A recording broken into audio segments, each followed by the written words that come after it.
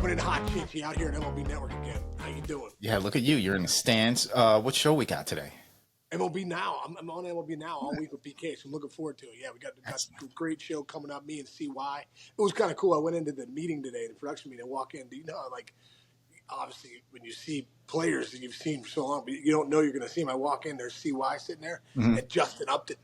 Nice. Jay Up was in last night doing a show with those guys. He did a show last night with CY, Pujols, and Jay Up did a demo. Sick. How cool is that, dude? Hey, so, you know that gives me flashbacks too? Remember back in the day, the Arizona All-Star game, you took me to the Marucci bat party at the W Hotel. And that's right. And we ditched Greg Amsinger. He hung out a little longer than we did. Do you remember that? That's right. I do remember. We had an earlier call than him, so it's not like he was partying too. I do remember that. I do. And is that when they had the pool out there? Yes, dude. They had a pool, and they had like people in like big balls dancing around in the pool. Yeah. It was cool. Is there something in my? Is that my shot? Oh yeah. What was that? What is that? You got a hair? What's going on? It was a piece of hair. I don't know. I was like, what is that? And I'm like, what is this creeping crawling on it? I got it.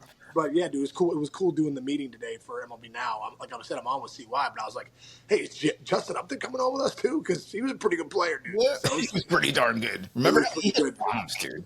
Yeah, it was pretty good. And BK is doing it's going to be cool at the beginning. He does that like a little monologue. Mm-hmm. He's doing it on Aaron Judge today, bro. Dude, when you looked at it, some of the numbers he's going to bring up, you're like, okay. Mm-hmm.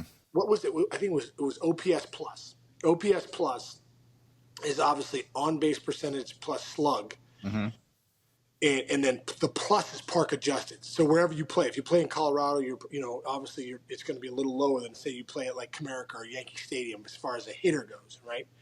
And they said to get to 200 as a player, dude, is so hard. OPS plus. Pujols never got to 200 as a player. Ooh. Albert Pujols 192. It was this great best ever. Then you go down, dude, the list of players that were like incredible that never got to 200 you'd be like, oh my gosh, the who's who of Cooperstown. Yeah. Aaron Judge in his 62 home run season was a 210 OPS plus. Last year was a 220 OPS plus, dude. I'm saying we're looking at not a generational player. We're looking at one of the greatest players of all time. You know, not only if he keeps it going, because we're already seeing it. Yeah. But just the numbers that he has, dude, it's such a separator. And that we get on Ohtani and all this stuff. Oh, these guys are so good. Aaron Judge, people, is the best hitter in baseball. Period. And you can't say player because Ohtani pitches too. Mm-hmm.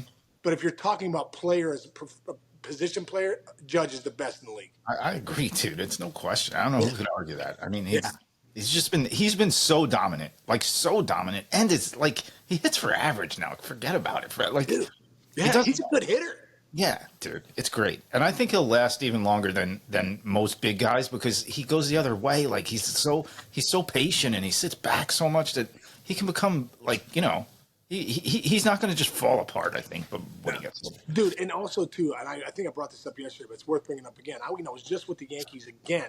Obviously with him in 23, but then watching Judge the other day before the game, watching his routine, dude, this guy works. His work is so detail oriented. He look almost like a surgeon.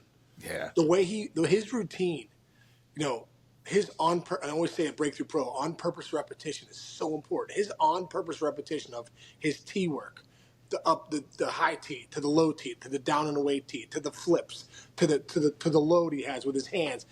It's so meticulous, and in between every swing is a moment of what calculation. Yeah, what just happened there? What am I trying to do? Did I do it right? So I'm just saying, for the elite players and the big league players, the one percenters, these guys, there's an elite on purpose precision repetition that they're doing every single day that allows them to lock into 162. That is a skill, dude. That is not easy to do. So when we talk about Judge and his numbers, I'm saying I see behind the curtain.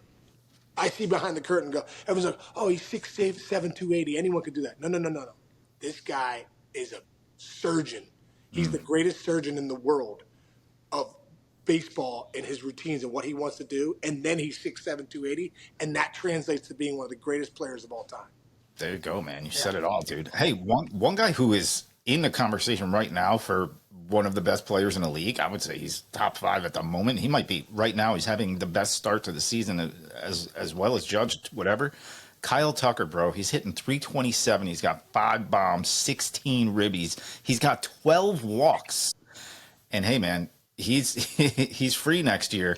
So already everybody's asking, can you extend him? Can you extend him especially after the Vlad Jr. thing yesterday? So here's what the boss said yesterday when they asked him about it.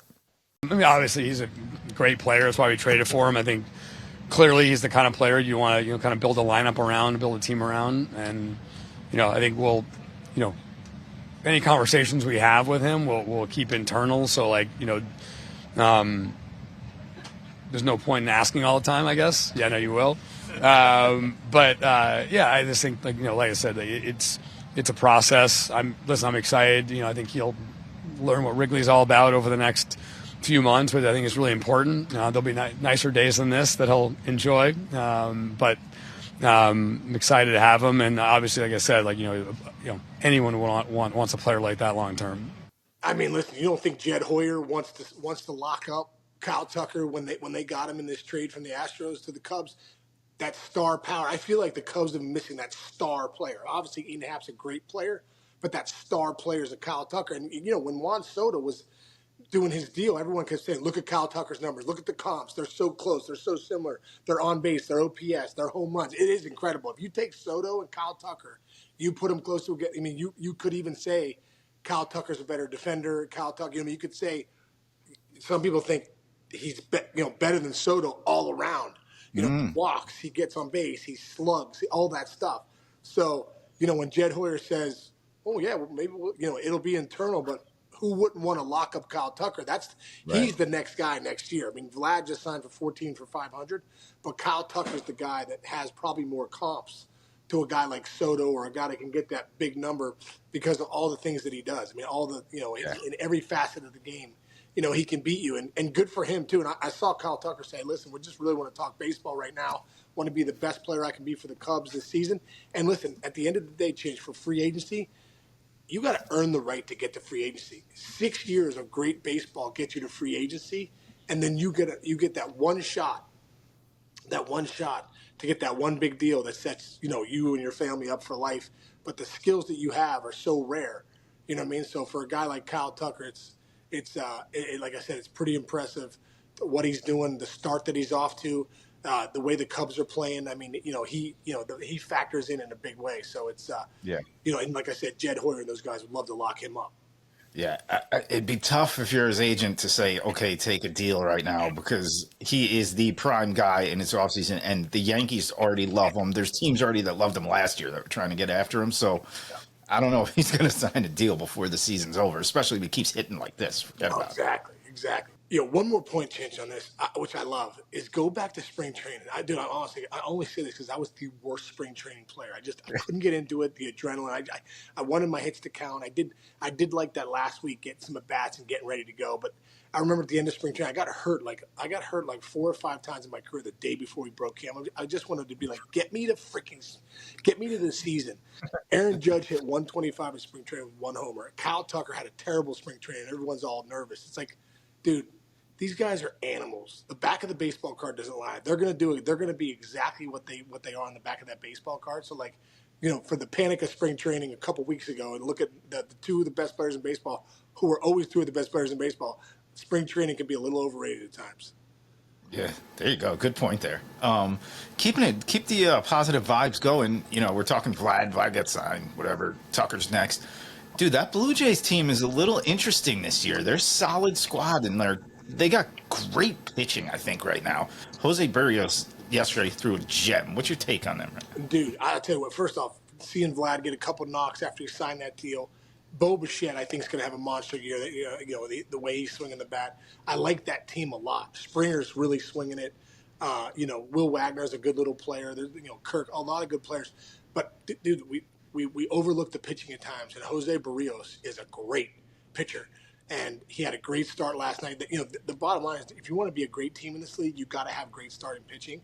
And when you look at Berrios, you look at Bassett, and obviously Scherzer's down, but they got Gosman.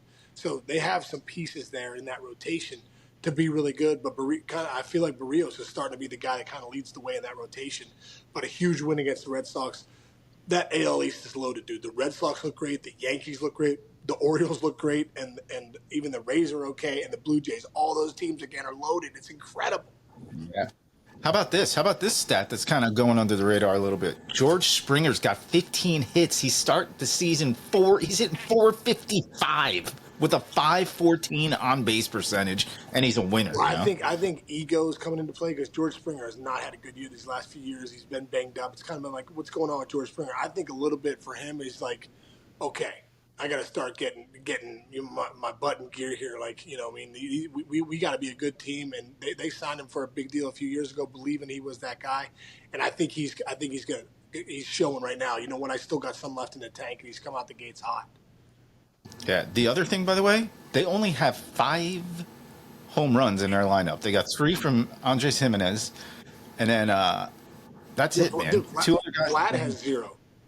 Vlad has 0, Bo has 0, and if you're over 500 and Vlad Guerrero and Bo Bichette have no home runs yet, you're doing pretty good so You far. go back and look at Vlad's year last year, dude. The first 76 games, he was an okay player. The last 86, he was dominant. Like Aaron Judge dominant. Seriously, if you go back and look at the numbers. So Vlad's one of those guys sometimes gets off to a slow start, then he turns it on, and he's superhuman. Yeah, there you go. Speaking into turning it on, dude, Hunter Greene is the real deal for your Cincinnati Redlegs. He's a true number 1, dude. I mean, last year being an all-star, I mean, that's why when you look at the Reds, it's such a weird team because they haven't swung it, which I think, people thought, man, that lineup's really good. Obviously, Spencer Steer didn't really have any spring training, so he's starting to get it going. His first home the other day. Friedel had a nice day the other day. Encarnacio Strand's been a little inconsistent, but he's got more left in the tank. Candelario, all those guys. Deli Cruz has got off to a decent start, not super hot yet. They were shut out for those 3 games in a row. Then they put up a 7th spot the other day against the Brewers. But when you have a guy like Hunter Greene and you have a guy like Lodolo and the rotation that they have, Singer and these guys, you're going to be in games, and that's the bottom line. But when you have a horse like Hunter Greene that can go out and just shut down another team, and you could win a 2-0 ball game, you're going to need that when your offense is scuffling at the times during the year. Your offense isn't going to get it going. That's where the Reds are right now. They need this starting pitching to be just shut down. I think Hunter Greene said, "Hey guys, listen to me. I'm going to take the ball tonight. We're not going to need anybody else. I'm going to shut this thing down, and we're going to get a W 2-0." So believe me, Terry Francona, when he looks at that rotation and looks who's pitching every 5th day, he's feeling good about. You're at least you're going to be in the game. Now, your offense right now might not get you the runs you need. Luckily, they got the 2 they needed last night. But with that rotation, especially a guy like Hunter Greene, you're going to be in every game, and you have a chance to dominate some of those games. Yeah, there you go, dude. They're 4-7, but they've outscored their opponents by 3 runs. But that said, they haven't scored any runs. That just kind of tells you how good their pitching has been to start the season. Oh, exactly, dude. It's been so good. Yeah, we're so focused on how bad the offense has been that we're not sometimes looking about how good that pitching is, and the pitching over 162 is the reason teams win or lose. Yeah, there you go. And to have good pitching, it's usually good to have a good catcher. Friend of the show shout out today. Logan O'Hoppe from the Angels is leading all catchers in almost every offensive statistical category. He's hitting like 345. He's got 5 bombs. How are we feeling about him? That's our boy. That's your boy right there. Logan O'Hoppe, dude, great guy. I just texted him yesterday. It's funny we're even bringing him up. I texted him yesterday to keep swinging it, and then he said something back to me. I said, just enjoy watching you hitting some tanks in the show, dude. Like, well, dude, this guy's only getting better. He's 25 years old. You can't teach experience. Talk about, he's a leader in that clubhouse. He's a leader as the catcher in that staff. But he's got thunder in that bat, dude. Real thunder in that bat. 5 home runs already.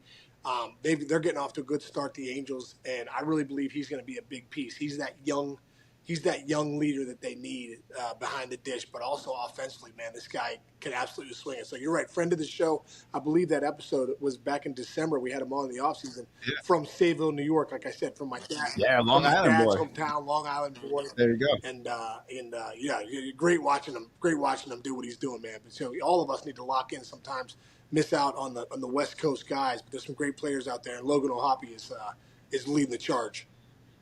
Yeah, 1.229 OPS to start the year, bro. That's good. Hey, there was one other guy you said hit an Oppo liner yesterday that you were Oh very yeah. excited about it.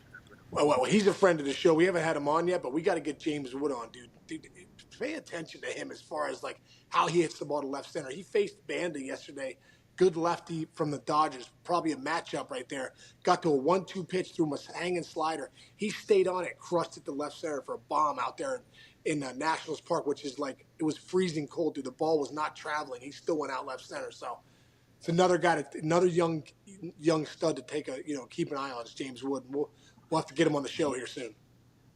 Yeah, you love it too. 6'7", 234, dude. Like, a lot of times I feel like teams try to make those guys be like pull happy homer hitters, and like he's got some discipline in his bat. He's only 22 years old. Only 22. And if you understand the game, when you see a young kid that goes to left center with authority, that's what I did when I first came up. I learned to pull. But if you can go to left center with authority, you're a problem because most pitchers are pitching middle away. Nobody loves to pitch in. If you can control middle away in the big leagues and really go to the opposite field for power, you become a real problem. That's why he's going to be always been a great hitter, especially in the minor leagues. Now he's coming up. So for all the hitting coaches out there that look at these metrics and think you need pull side in the air, you don't get the pull side in the air trying to pull in the air. You get the pull side in the air trying to go the other way with authority. And then when the sliders and the curveballs and the changeups, those back up, that's when you pull side in the air becomes. Or if a guy's fastball heavy and you're locking into it, you can get on top one and pull side. But you're not trying to do that because in the big leagues, these are the Sharks, man. They will exploit you if you start to let that front shoulder leak a little bit and you want to get pull happy. Dude, up there, you're done. Your career's over. See ya. Yeah. Anybody that gives you grief for trying to do that, go see Aaron Judge. Yeah. Go see Aaron Judge, who doesn't pull one ball in batting practice until the last 2 rounds. Yeah, there you go. All right, great, man. All right, so we'll be tuning in. You and BK, what do you want? BK, we're on at noon today, man. Noon to 1. It's going to be a great show, brother. Excellent, bro. And Breakthrough Pro coming up soon. Pro, April 27th. Make sure you're locking into that. It's going to be an unbelievable session, and I'm really fired up for it, dude. Getting fired up. You know I'm fired up at night when I wake up, at 3 in the morning, and I'm like, what can we talk about here? I'm like, I got to get Breakthrough Pro out of my mind, but I can't because I'm just so excited to impact whoever signs up for it. So April 27th, right, put the link in the bio or the link in the show links. And love you, brother. And everyone out there, please keep subscribing and downloading. Really appreciate you guys listening. We'll catch you guys tomorrow. See ya.